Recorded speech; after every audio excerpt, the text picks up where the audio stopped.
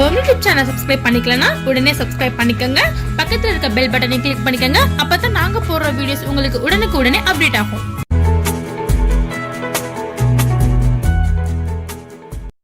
Hello viewers, வணக்கம். நம்ம இன்னைக்கு என்ன பார்க்க போறோம் அப்படின்னா காடை கிரேவி பார்க்க போறோம். இங்க பாருங்க, இதுதான் காடை. எல்லாத்துக்கும் தெரியும், மோஸ்ட்லி எல்லாரும் வாங்கி சாப்பிட்டுருப்பீங்க. காடையை வாங்கி நல்லா கட் பண்ணி அவங்களே கட் பண்ணி தருவாங்க கடையிலேயே கேட்டா. அதுக்கப்புறம் கட் பண்ண பிறகு நம்ம நல்லா மஞ்சள் தூள் உப்பெல்லாம் போட்டு நல்லா ஒரு 7-8 தடவை நல்லா வாஷ் பண்ணி எடுத்துக்கணும். இங்க பாருங்க, இது வந்து 1 கிலோ காடை. இப்போ இதுல தான் நான் வந்து கிரேவி செஞ்சு காட்ட போறேன். ஓகேங்களா? அதுக்கு என்னென்ன திங்ஸ் வேணும் அப்படின்னா, முதல்ல 2 பெரிய வெங்காயம் எடுத்து கட் பண்ணி வச்சுக்கோங்க. 2 தக்காளி, பெரிய தக்காளி, அப்புறம் கொஞ்சம் 4-5 கொத்து மல்லித்தலை, கருவேப்பிலை, 4-5 கொத்து மல்லித்தலை, 4 மிளகாய், இது மாதிரி நீளமா எடுத்து வச்சுக்கோங்க. கரம் மசாலா தூள் வந்து நான் 1/2 டீஸ்பூன் போடுவேன். மிளகு சீரகத்தூள் தேவை, மல்லித்தூள் தேவை, மிளகாய் தூள், ஜீரகத்தூள், உப்பு, ஆயில் தேவை, வாட்டர் தேவை வேக வைக்கிறதுக்கு. ஓகே, மஞ்சள் தூள் தேவை. இப்ப நம்ம செய்யற மெத்தடை பார்ப்போம். பேன் அடுப்புல வச்சு அடுப்பு ஆன் பண்ணிக்கோங்க. பேன் ஹீட் ஆனதோட ஆயில் சேர்த்துருங்க. ஆயில் கொஞ்சம் கூட சேர்த்துக்கோங்க. காடையை பொறுத்த வரைக்கும் நல்லா வாஷ் பண்ணிடணும். கடையில வெட்டி கொடுப்பாங்க தான், பட் வந்து பிளட்டு அந்த அழுக்கு எல்லாம் இருக்கும், அதாவது அசடு அழுக்கெல்லாம் இருக்கும். நல்லா வாஷ் பண்ணிடுவோம். 7 தடவை மஞ்சள் தூள் போட்டு வாஷ் பண்ணிடணும். ஆயில் ஹீட் ஆயிடுச்சு. இப்ப கருவேப்பிலை போட்டுடலாம்.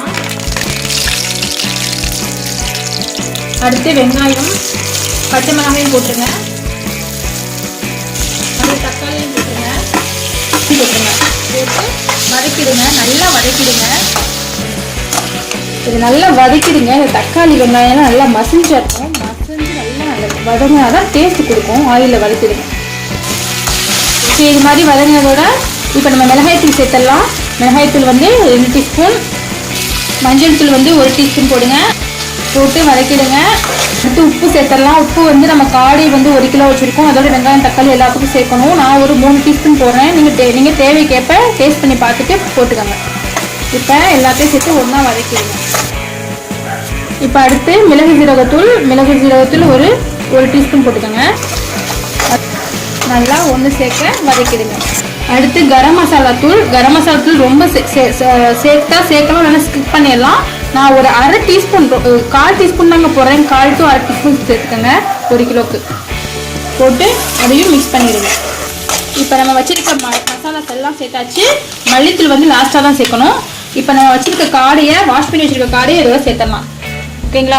காடையை நல்லா வாஷ் பண்ணி போட்டுக்கோங்க. நான் காடை துண்டுகளை போட்டுட்டேன். இப்போ எல்லாத்தையும் மசாலா நல்லா பரவலாக நல்லா வதக்கிடுங்க. இப்போ நான் மசாலாஸோட காடையை மிக்ஸ் பண்ணிட்டேன். ஓகேங்களா? இப்போ அப்படியே ஒரு 3 நிமிஷம் வச்சுருங்க.